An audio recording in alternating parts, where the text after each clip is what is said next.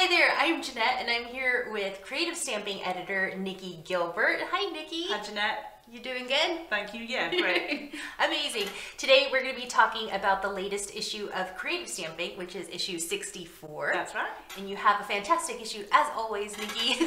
Yes, we do. This issue we're really excited because for the first time, as well as an incredible A4 stamp plate, we're also bringing you coordinating dies. Wow. And it's really, really exciting to do something new and different. It's all John Lockwood inspired. So John has provided, this is John next door, who's provided us with some beautiful artwork, and we've also managed to make some dies which actually coordinate with the beautiful scene stamps to create some really, really complete Christmas cards and beyond, really simply. And what else can readers expect along with their gift? Well as the gift of the stamps and the dies, we have a magazine packed full of inspiration for Christmas cards and beyond, and we've got some projects which are complex, and we've got a clean and simple project to show you how to make Christmas cards in a hurry. We're also thinking about budgets as well this time, and we've got some one layer stamping cards which are really good, because as well as testing your technique, you're also able to make cards that just can post really cheaply, which is very important. Postage. So it's really interesting. In this issue, we've got cards which have taken more or less minutes to make, and cards that you really get involved with and you lose yourself in the craft. So hopefully we've got something for everyone. And then you mentioned earlier about how it's for Christmas and beyond. So it's not just Christmas mix. It is indeed, yeah. We've got Christmas cards in many different styles made with these stamps. And then we also have my favourite card of the magazine, which is this one, which we will show closer. Yeah. This card is made by Teresa, and she has turned the Christmas scene into a springtime scene, and it's fantastic how she's done it.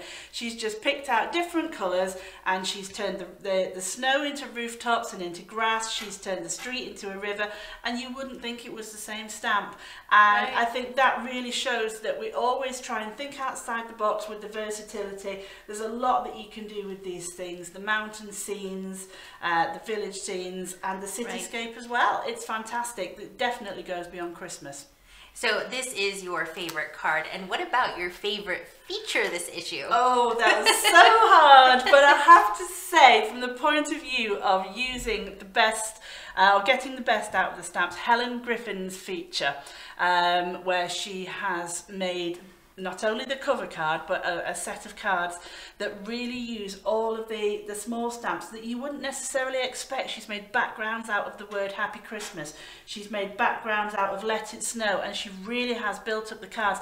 And they have a masculine feel to them as well, which is really good. Yeah. Because our Christmas cards shouldn't necessarily always be pretty, floral Christmas cards. So I absolutely love what Helen's done, and I love the technique that she's used as well. And I hope that other readers will agree with me that it's one worth trying. And what are the techniques that readers are learning this issue? Well, as I said before, we've got the one layer stamping technique. We've got ideas which are really quirky of using the stamps and dies together.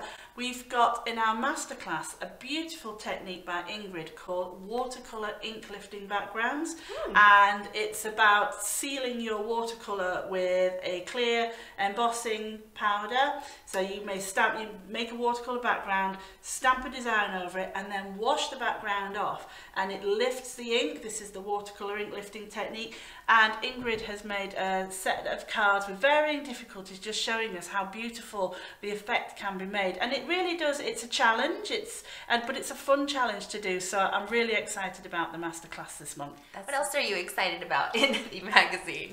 I'm really excited about features that we've got this issue from Indigo Blue. We've got Visible Image, we've got Woodware, and we've got Polka Doodles in our digital stamping section, which is really good as well. But the Woodware one might be familiar to you, Jeanette, because this was one that you did for us, and it's so cute. Fantastic Christmas cards. Did you enjoy making the cards for Woodware stamps? I did. They were really fun, and I don't know, the cards came together really easily. Yeah, I can imagine that they would. The Woodware images are always fantastic to work with, so thank you very much. I feel so honored, Nikki, that you mentioned this feature. Thank you. Thank you, Jeanette. Now, it's never too late to subscribe to Creative Stamping. In this issue, there is a free gift. Yep, there is. Subscription. Yeah, the subscription gift is the same as we had last month, which is the Spectrum Harmony ink pads, which are really, really gorgeous. And if you've not got this kind of ink pad, it's a great collection to have. We've got 3 colour palettes that coordinate beautifully together. It's definitely worth having if you'd like to subscribe. And if you're not quite ready to subscribe, no worries. You can still get the individual issue at a few places. You can get it at craftstash.co.uk, moremags.com. Yep, you can also get it in your usual supermarkets, or you can get it in craft shops across the UK and all over the world eventually. And Nice. you can get it from WH Smith as well. Amazing. Well, thank you so much, Nikki, for stopping by and sharing about your amazing issue. Thank you for having me, and happy stamping, everybody. Bye.